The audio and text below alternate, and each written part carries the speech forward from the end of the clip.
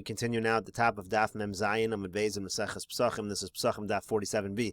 The Gemara here is in the middle of a Mishnah. Mishnah is trying to prove that we don't say, or trying to prove from the Mishnah, that we don't say the concept of Hoel. Again, Hoel is a concept that allows you to do certain things on Yontiv. You say, even though it's not for right now, but in theory, let's say maybe a guest is going to show up, and the baking I'm doing maybe will be used right now for Yontiv. So that would be a concept that allows us to do things on Yontiv. So the Mishnah over here says that a person might end up plowing, and he can violate many different Isurim.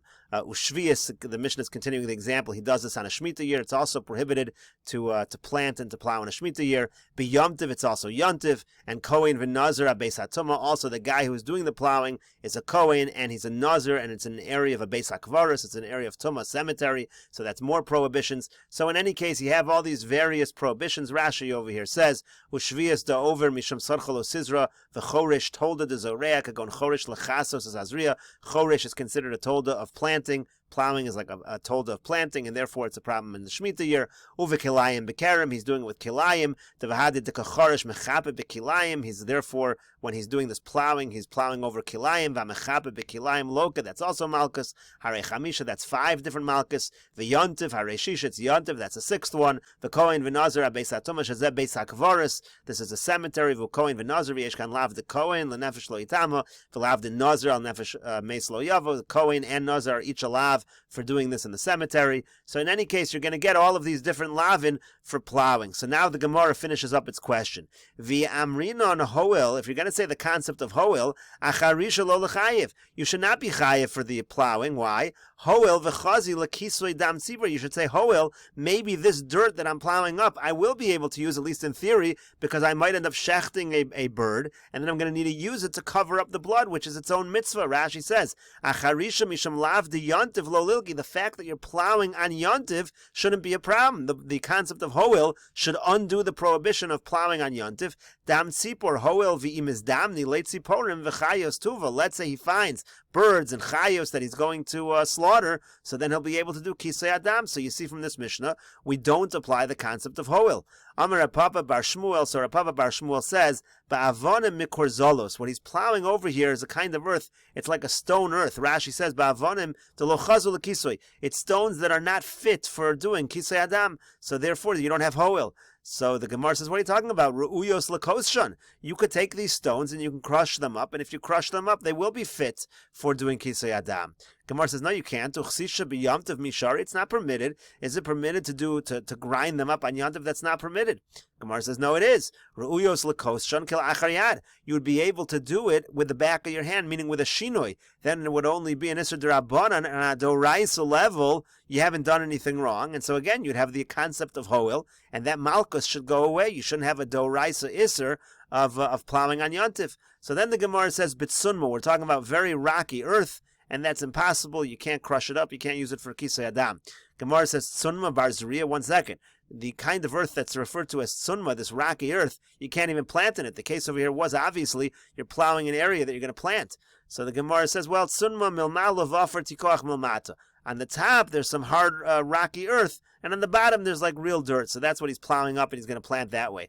Gemara says that's not a good answer either. He could use that offer, he could use that dirt for doing the kisei adam. So we're back to square one. So again, the Gemara continues to say you're always going to have a possibility that hoel undoes the isser of plowing on yontif.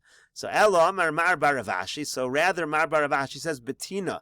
The case over here is it's muddy. It's a muddy area, and if it's moist and it's muddy, it's impossible to do the kisei adam with that. Gemara asks Vitina bar Zriyahu, but you can't, the muddy earth, you can't plant either. So you still haven't answered the question. And the Gemara finally answers b'mesunta. Rashi explains mesunta. Eretz lacha ru'uyil azriya. It's a moist earth that is fit for planting. The eino nasis suffer, but it doesn't become dirt. And bala kosha hi midabekes v'nikbelas. If you would try to grind it up or crush it up, all that's going to happen is it's going to bind together. It's like kneading something, almost like a material like dough, and it cannot be used for kisei adam. That's the situation in this Mishnah. So there's no possibility of hoel because you couldn't use it for kisei adam. That's not even a theoretical possibility, and that's why there's an isser of plowing on yontif. So even if a person would hold of hoel, this Mishnah could make sense. Gemara asks another question. Esvei Abaya. Abaya asks the following question: Hamevashel gid hanosha becholav biyontiv. Let's say a person cooks the gid hanasha, the sciatic nerve, which itself is prohibited to eat, and he cooks it with milk and yontiv, v'ochlo, and he eats it loka chomesh. He's going to get malchus for 5 different violations. Loka mishum mevashel gid b'yontiv. First of all, he's cooking a gid on yontiv, and that's not edible. Remember, you're only allowed to cook on yontiv if it's for tzorach ochel nefesh, that you're going to eat it. Here, he can't eat it, it's not kosher.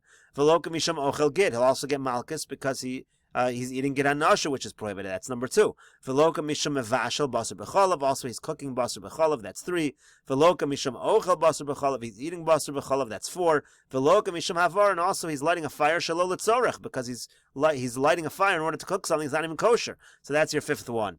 So the Gemara asks again, V'i amrinan hoel, if you're going to say the concept of hoel, that since in theory you might be able to use it for something, therefore it's permitted, havara lo l'chayiv, you should not be chayiv for havara, the burning should not be a problem. Hoel dechazi leila tzarcha, because maybe in theory you might end up using the fire for some tzorach yantiv. So therefore, why is there a 5th prohibition of havara? So he said, Amar Le, he said to him, you're right, apik havara, take out havara, va'ayel get anasha shel nevela. Change the case to get anasha of nevela, so it's also a nevela. It wasn't shechted properly, so that's an additional isser.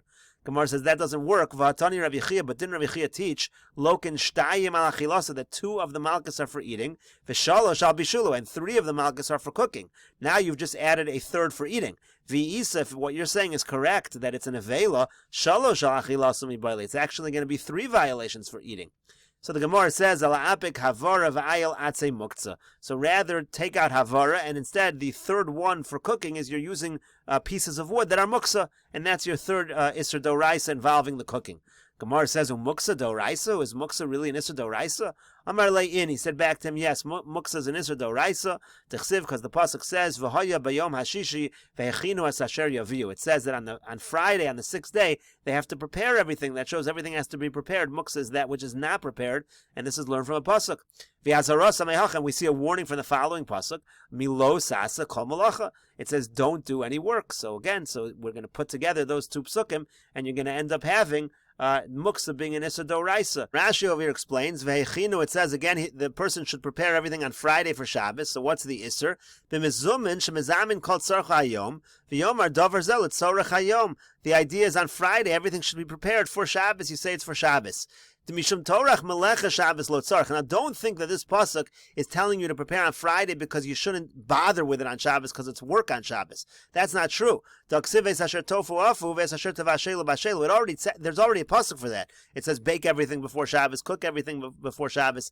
So since we're talking in this pasuk about something that's not prepared properly, and the pasuk is calling that hachana preparation. When you do prepare, you're doing it on Friday. That's called hachana. So therefore you see that hachana is considered a malacha. If it's called a malacha, you're going to transgress from the second pasuk of lo sa'asa kol malacha. So the point is, the vehechinu, the preparation you do on a Friday, that's good if you do it on Friday. But if you do it on Shabbos, if it wasn't prepared, if it's muksa, that's going to be called a malacha. That's going to be a problem of lo sa'asa kol malacha. So Amar Le, so he said to him, what are you talking about? You're telling me muksa is an Isser Doraisa? V'atu da'amrit, but you yourself said, Boy minei me Rav Chisda, that they asked Rav Chisda. V'amri lo boy minei me Rav Huna. Some people say they asked Rav Huna. Hey v'sem me'efer. Let's say the person brings a sheep from out in the meadow. V'shachtu tamid b'yontiv, and he shechts this sheep, this lamb, as a carbon tamid on yontiv. Mahu, what's the halacha? And you said on this question, in terms of bringing this seh, you said as follows: Seh v'lo ha-bechor, that the pasuk in Yecheskel says it has to be a seh, can't be a bechor. Achas v'lo me'eser, it's 1, not number 10, it can't be meiser. Min hatzon, it's got to be from the sheep. V'lo min ha-palgus, not from the palgus. We'll see Rashi over here. Rashi explains. So they ask the following question: Boy sha'alti me'efer acho. Again, they bring this from the meadow, this seh. Umuksahu, the case over here is exactly the case. It's a situation of muksa. She'eno nichnas liyishav yamim ram. You're bringing this seh from far away, so it wasn't prepared for this purpose. Tamid ola shel tzibur. Then you want to use it as the carbon tamid, and you're doing this on Yontif. Ma'uli karev, can you bring this seh as the carbon tamid?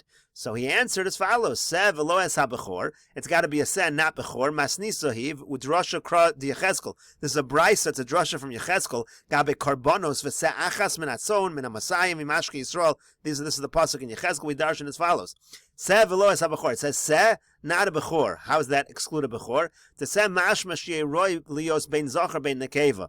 The word seh implies that it has to be either male or female. Techulan bechlal seh. Second, include a male or a female. Ubechor eino el zachar. A bechor, by definition, has to be a zachar, so therefore a bechor cannot be brought. V'lo meiser, v'lo me'eser. The meiser behema eino roy lakdish l'karban acher. Once it's meiser behema, it's the 10th animal that's designated as meiser behema, you can't use it for a different carbon. V'achi mashma echad shehei levad. One, meaning solitary, alone. V'lo zeh she'eino ba lemechlal asar. Not the number 10, the meiser, which is 1 out of 10. It's not its own independent, so you can't use meiser behema either. And then it says min hatzon v'lo kol hatzon. It says from the sheep, not all sheep. Miyutahu lahotzi. That's also an exclusion. So what's it excluding? It's excluding palgus. Palgus yotza michlal keves v'lechlal ayaloba. Palgus, it's not a young lamb, but it's not yet mature like an ayil. It's kind of in between. V'hainu kol chodesh shlosha asar. That's the 13th month. To keves ben shanu, because the keves means it's a year old. V'ayil mishanichnas l'shana shniya chodesh shalim. It's called an ayil. It's called a ram when it reaches the 1 month into the 2nd year. So that's the difference. The keves is a lamb and an ayil is a ram. That's a mature lamb, and then the in between is a palgus. You're not allowed to bring a palgus.